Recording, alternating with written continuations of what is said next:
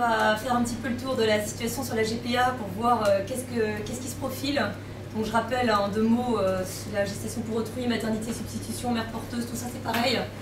C'est la convention par laquelle un ou des demandeurs se conviennent avec une femme, que celle-ci portera et peut-être engendrera aussi, ça dépend des cas, un enfant, en tout cas qu'elle le portera pour eux et qu'elle le leur remettra à sa naissance. Donc la mère porteuse peut être celle qui a fourni l'ovocyte, elle peut recevoir l'embryon qui vient d'un ovocyte d'une donneuse ou de la femme qui a demandé la GPA. Toutes les configurations sont possibles.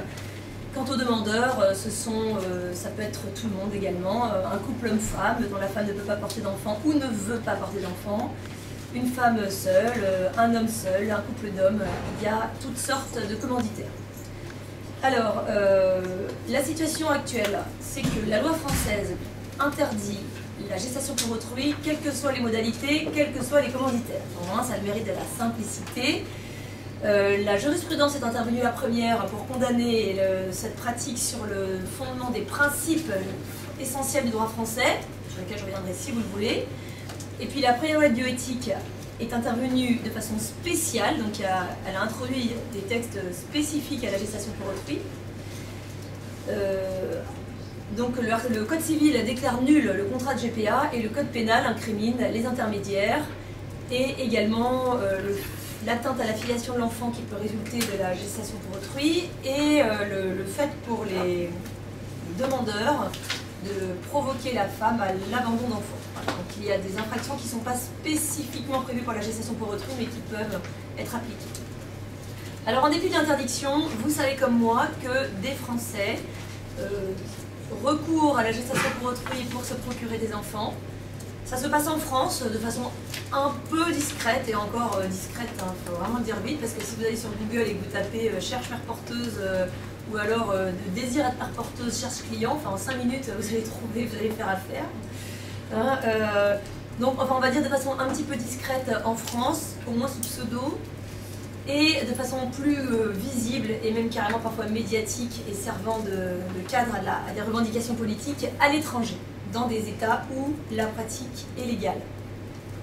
Alors, ce développement de la gestation pour autrui, la revendication généralisée en matière de procréation, fait que le sujet est plus ou moins à l'ordre du jour. Alors, il n'est pas vraiment, mais quand même, on peut se poser la question avec la révision de la loi de bioéthique qui arrive, et essentiellement, j'aborderai 3 points avec vous de façon très rapide.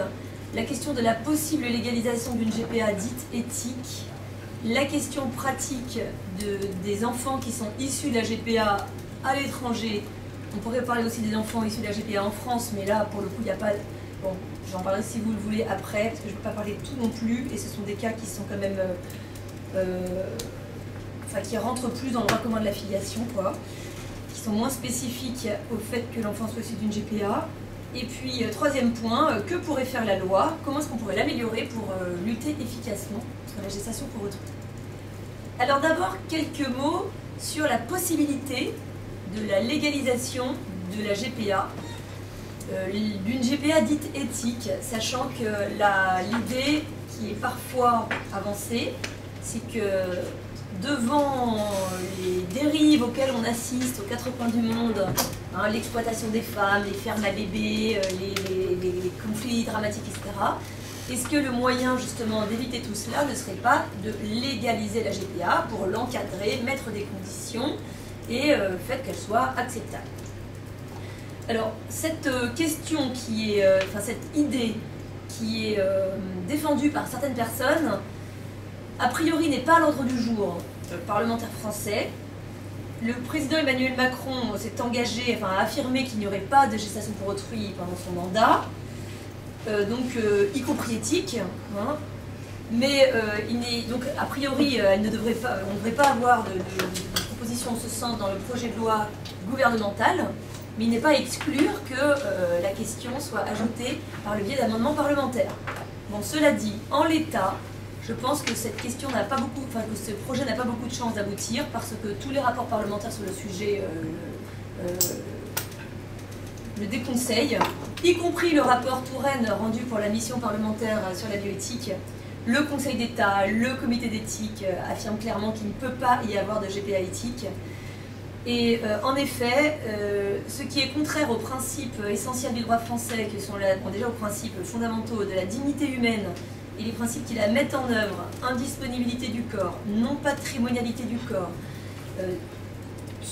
sont bafoués, sont remis en cause par le principe même de la GPA.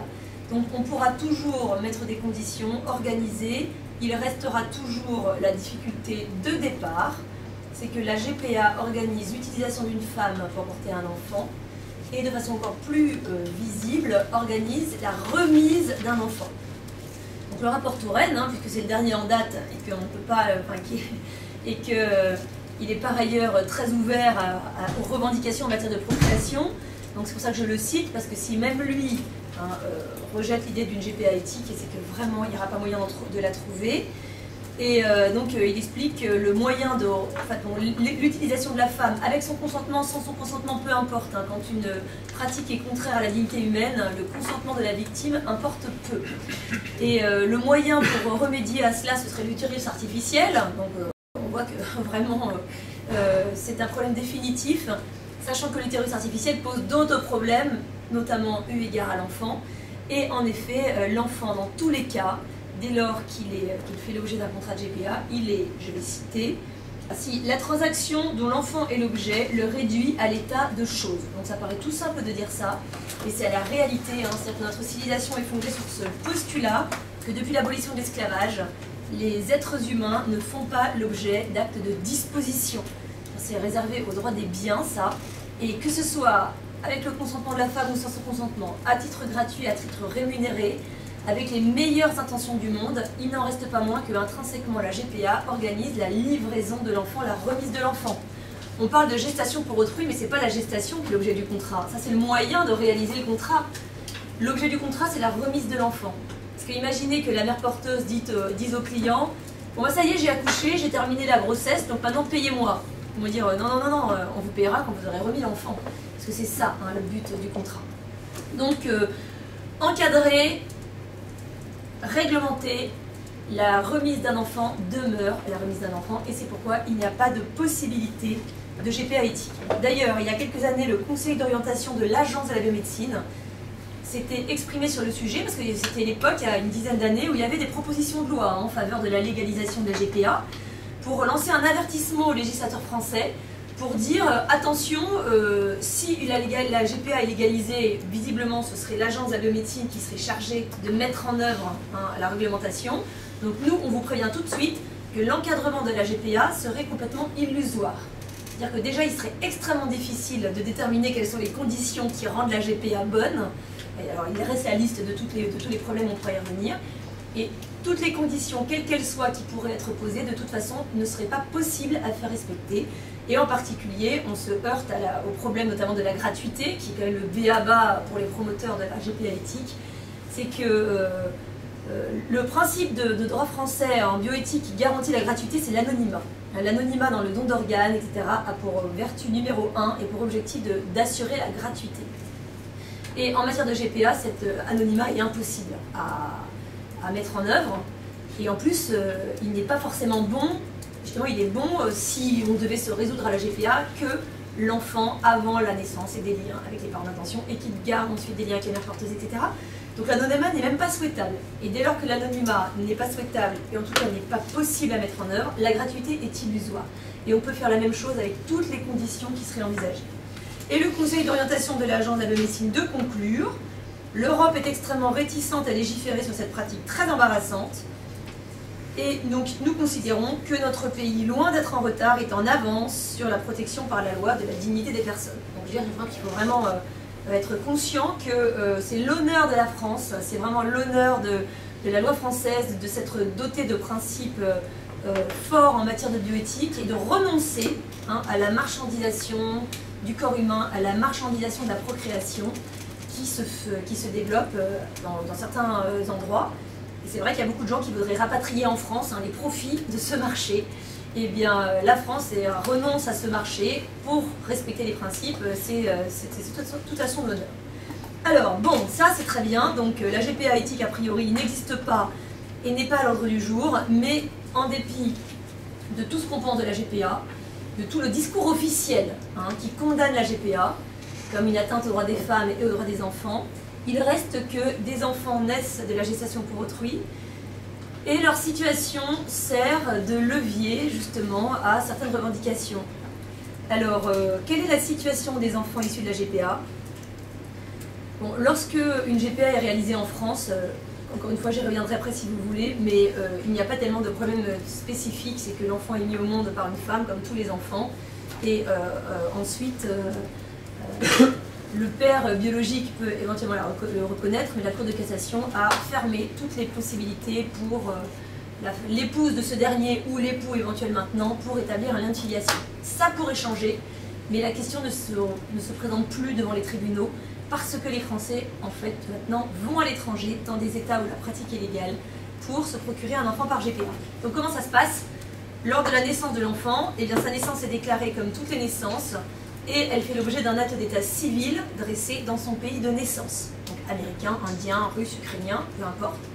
Et lors de leur retour en France, les commanditaires ou parents d'intention demandent la transcription sur les registres français d'état civil de l'acte de naissance dressé à l'étranger. La Cour de cassation pendant longtemps a refusé cette transcription parce qu'elle refusait de cautionner le recours à la GPA et concrètement la méconnaissance des droits de l'enfant qui résulte de sa naissance par GPA. Donc la Cour de cassation refusait la transcription tout en précisant explicitement que l'absence de transcription sur les registres français ne prive pas les enfants de filiation, puisqu'elle ne les prive pas de la filiation étrangère qui découle de leurs actes de naissance étrangers. Et ça paraît un petit peu technique, mais j'insiste, il faut vraiment le comprendre, c'est que la filiation qui n'est pas transcrite n'est pas une filiation qui est ignorée. On va y revenir dans un instant. Bon, la Cour européenne des droits de l'homme a condamné la France 5 fois. Donc la Cour de cassation s'est crue obligée de changer sa jurisprudence et elle accepte maintenant la transcription des actes de naissance, mais seulement dans certaines conditions. Uniquement les actes de naissance qui sont conformes à la réalité, comme dit l'article 47 du Code civil. Alors de quoi s'agit-il? Ce sont les actes de naissance qui indiquent les parents de naissance de l'enfant, à savoir le père biologique et la mère porteuse. Un acte de naissance qui indique d'autres personnes, concrètement les parents d'intention, n'est pas conforme à la réalité. Alors la Cour de cassation admet, lorsque l'homme français a fourni ses gamètes et qu'il est donc le père biologique de l'enfant, elle admet la transcription partielle des actes pour la mention paternelle. En revanche, la mention qui désigne la femme française, qui par définition n'a pas mis l'enfant au monde, puisqu'il est né d'une mère porteuse, donc qui désigne la mère porteuse comme mère, cette mention-là ne peut pas être transcrite sur les registres français d'état civil, et a fortiori une mention qui désignerait un second homme comme père d'intention. Alors, ça c'était l'état de la jurisprudence jusqu'à il y a quelques mois. Bon, c'est toujours pour l'instant, mais la Cour de cassation saisit de nouvelles demandes, a cru bon d'aller demander les consignes à la Cour européenne des droits de l'homme, et donc elle a saisi la Cour européenne des droits de l'homme pour avis. Quelle est la marge de manœuvre des États pour, face à cette maternité d'intention, donc la maternité d'une femme qui n'a pas mis l'enfant au monde, mais qui a obtenu l'enfant par GPA. La Cour européenne des droits de l'homme s'est prononcée dans un avis du 10 avril 2019, oui, c'est tout récent, et elle a dit la chose suivante, c'est que le droit au respect de la vie privée de l'enfant exige que le droit interne offre la possibilité que la maternité d'intention, elle s'est prononcée uniquement sur la maternité d'intention, elle a bien dit, mon avis se délimite à ce cas-là. Donc la vie privée de l'enfant exige que le droit interne prévoit la possibilité de la reconnaissance de la maternité d'intention. Donc il n'y a pas une obligation de reconnaître dans tous les cas la mère d'intention, mais il ne faut pas qu'il y ait une interdiction systématique. Alors, il convient d'examiner quelle est la situation en droit français de l'enfant et quel est justement l'état de reconnaissance ou pas de cette maternité d'intention. C'est ce que je vous ai dit tout à l'heure, il ne faut pas confondre une filiation qui n'est pas transcrite et une filiation qui n'est pas reconnue. Et la Cour européenne des droits de l'homme entretient, à dessein ou pas, je ne sais pas, la confusion, et c'est pour ça que la situation est extrêmement compliquée, et d'où l'intérêt de la dissiper, ce qu'a fait il y a quelques jours, le 13 mai dernier, le tribunal de grande instance d'Evry, de façon très pertinente, c'est qu'en l'état du droit français, la filiation américaine, indienne, etc. des enfants est déjà reconnue. C'est très facile de le prouver et de le comprendre. C'est que les parents d'intention, quand bien même l'acte de naissance ne serait pas du tout transcrit, ni du côté paternel, ni du côté maternel, les parents d'intention exercent l'autorité parentale. Sinon, qu'est-ce que font les enfants avec ces gens-là? Ils exercent l'autorité parentale. L'autorité parentale n'a jamais été remise en cause. La Cour de cassation avait dit clairement l'absence de transcription ne prive pas les enfants de la filiation qui découle des actes étrangers. D'ailleurs, les tribunaux acceptent, jugent recevables les actions en justice de ces parents d'intention qui agissent tant en leur nom qu'en tant que représentants légaux des enfants. Alors j'aimerais bien savoir qu'est-ce que c'est cette filiation qui n'est pas reconnue et qui donne quand même la qualité de représentant légal aux parents désignés. Donc en fait, on est dans des contradictions qui sont entremêlées les unes au-dessus des autres, et alors qu'en réalité la situation est assez simple. La filiation étrangère des enfants, elle produit ses effets en France. Il y a eu des incertitudes sur la nationalité, sur l'héritage, elles ont été dissipées depuis.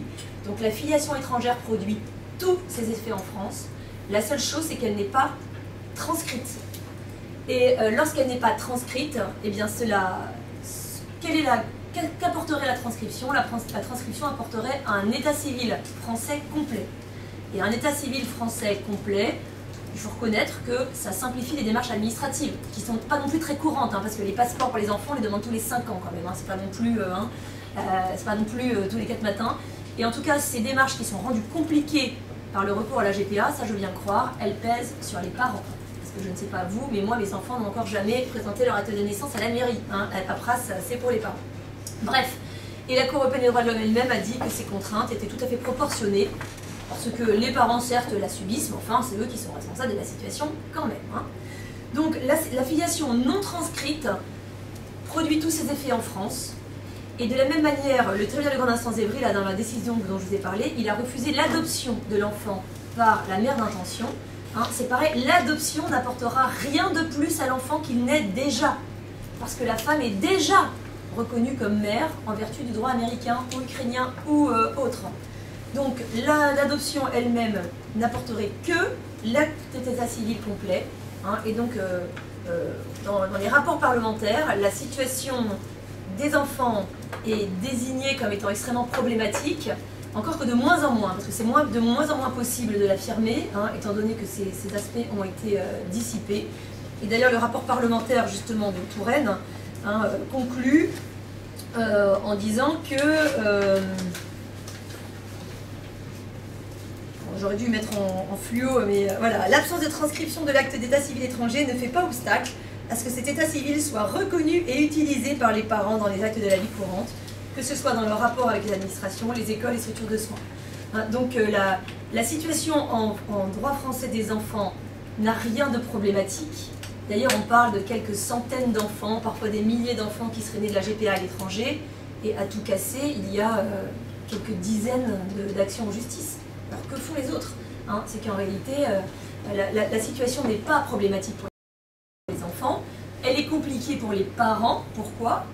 Non pas tellement en raison des contrariétés administratives que leur situation suppose, parce qu'encore une fois, demander un passeport tous les 5 ans, c'est quand même pas non plus la catastrophe, mais parce que l'absence de transcription, le refus de l'adoption, en fait, le refus par la justice française de régulariser la situation, le refus de la justice française quand c'est le cas, parce que la plupart très souvent les tribunaux acceptent, le refus de régulariser finalement la situation au regard de l'état civil français envoie le message aux parents d'intention, aux enfants et à la société que ce qui est arrivé à l'enfant n'est pas normal, qu'il y a une méconnaissance de ses droits, que la justice française refuse d'entériner.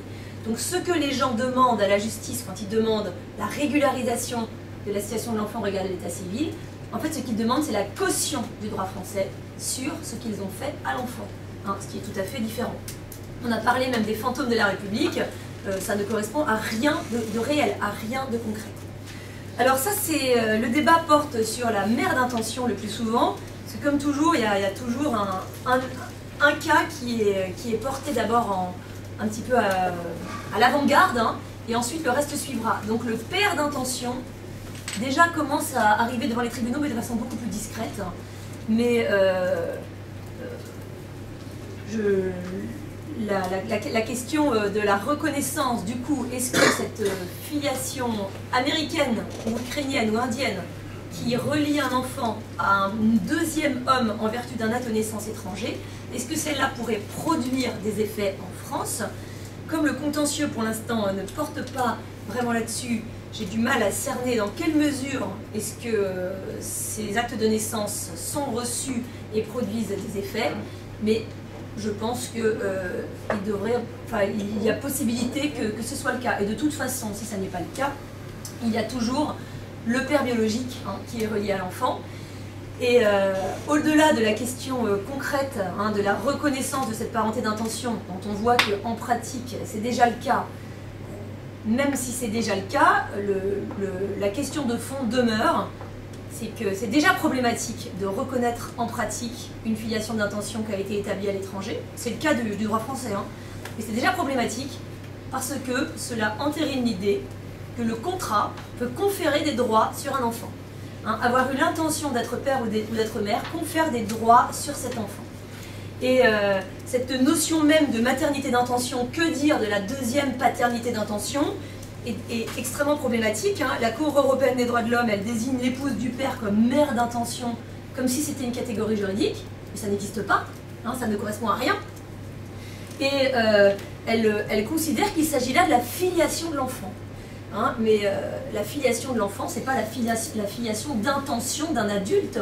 La filiation de l'enfant, c'est son ascendance. Et en l'occurrence, l'ascendance maternelle de l'enfant a été mise de côté.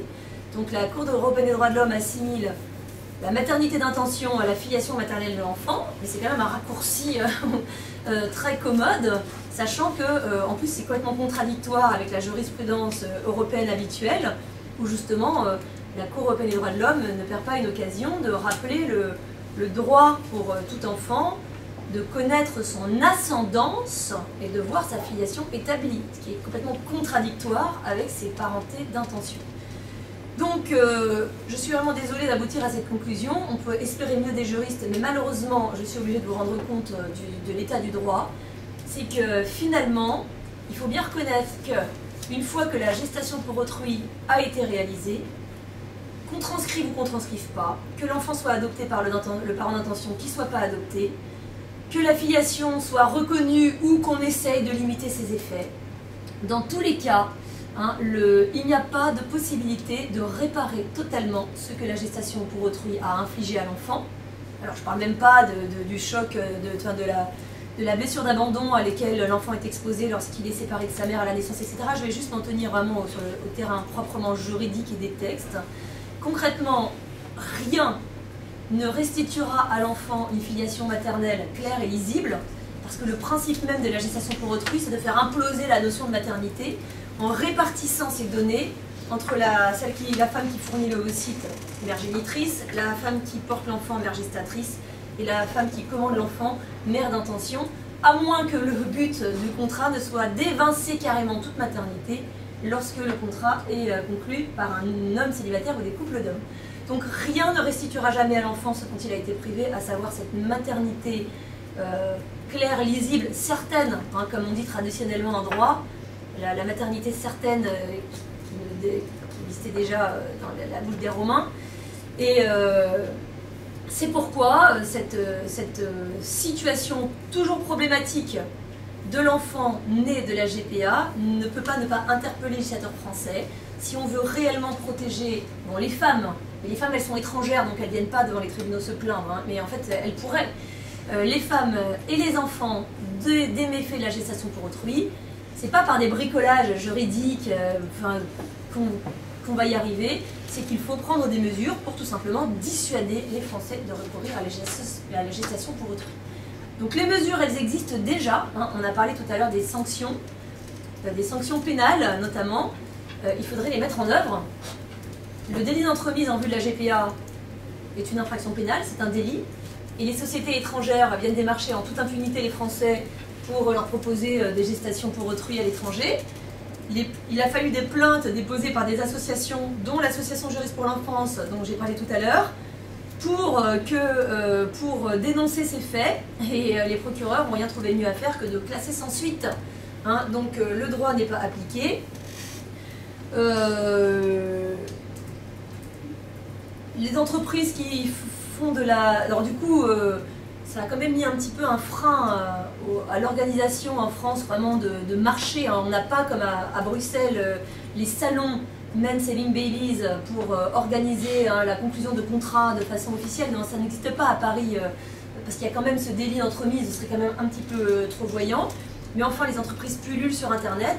Il a encore fallu une démarche associative. Bon, désolé, je parle de ce que je connais, hein. C'est l'association Juristes pour l'enfance qui a fait condamner OVH, fournisseur d'accès Internet, par le tribunal de grande instance de Versailles en février dernier, à retirer l'accès Internet à une société espagnole qui proposait donc des gestations pour autrui aux Français.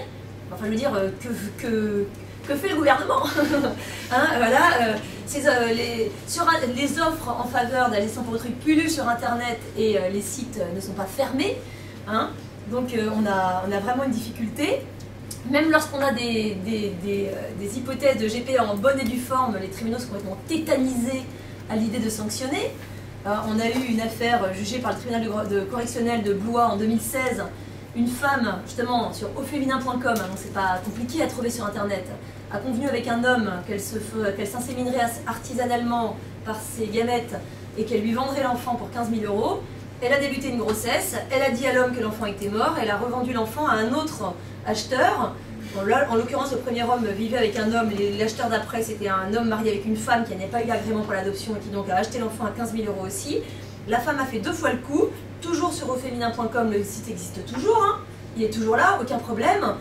Et la décision de justice a abouti à la solution suivante, c'est que la femme a été condamnée pour escroquerie, hein, à du sursis, et les clients ont été condamnés également à des amendes avec sursis. Donc vous, si dehors là, vous avez mis votre voiture sans argent dans le parc-mètre, je peux vous dire que vous allez avoir une amende sans sursis. Hein. Et moralité, en France, on peut vendre et acheter des enfants en toute impunité. En revanche, on n'a pas le droit de rouler les acheteurs, hein, à la fin. Vous voyez, donc on a vraiment un problème là, c'est que si on veut lutter contre la gestation pour autrui, il faut commencer par faire respecter la loi. Mais il faut reconnaître aussi que, alors ça c'est pas tellement du ressort du Parlement, hein, c'est plutôt du ressort de la chancellerie de donner des consignes aux procureurs pour qu'ils fassent leur travail. Mais ce qui est du ressort du Parlement, c'est de compléter la loi française là où elle est défaillante. Et la loi française comporte des lacunes. Elle n'offre pas les moyens de sanctionner la gestation pour autrui lorsqu'elle est réalisée à l'étranger. En effet, lorsque des Français commettent des infractions pénales à l'étranger, les faits ne tombent sous le coup des tribunaux français que s'il s'agit d'une matière criminelle ou s'il s'agit de délits, si les faits sont aussi incriminés dans le pays où ils ont été commis. Donc comme les gens ne sont pas idiots, ils vont chercher des gestations pour autrui dans des pays où la pratique est légale. Ce qui fait que s'agissant de délits pour la loi française, eh bien, les faits ne sont passibles d'aucune qualification pénale lors de leur retour en France. Il serait tout à fait possible de sanctionner le recours à la GPA à l'étranger. Il suffit pour cela soit de l'incriminer de façon criminelle, eu égard à la gravité des principes en cause, ça n'aurait rien d'inconvenant, mais plus simplement, on peut aussi lever ce qu'on appelle la condition de réciprocité de l'incrimination. Donc il suffit de préciser que le recours à la gestation pour autrui tombe sous le coup de la loi française lorsqu'il est réalisé à l'étranger, quand bien même les faits seraient conformes à la loi à l'étranger. C'est ce que la loi française a déjà fait pour lutter contre d'autres tourismes. Hein, là, on a affaire à du tourisme procréatif, notamment pour lutter contre le tourisme sexuel, hein, des infractions en matière de prostitution infantile qui sont des délits pour le droit français, donc ne tombent pas sous le coup des tribunaux français s'ils sont commis à l'étranger. Eh bien, on a modifié le code pénal sur ce point. Donc c'est techniquement très facile. Des propositions de loi ont déjà été présentées au Parlement. Pour cela, malheureusement, elles n'ont encore jamais abouti. Voilà, donc la perspective de la révision de la loi de bioéthique pourrait peut-être être l'occasion de compléter la loi pénale sur ce point. Mais comme vous le voyez, je reviens toujours à ce que je dis, c'est que le droit offre... Mais oui, tout à fait, parce que il y a certainement des gens de bonne volonté qui... on ne peut pas éternellement condamner quelque chose et ensuite garantir l'impunité. Hein, donc ça, c'est peut-être que un petit peu de cohérence et de sens de la justice permettrait de convaincre les députés. Et le droit offre tous les moyens, il faut juste susciter la volonté politique de les mettre en œuvre.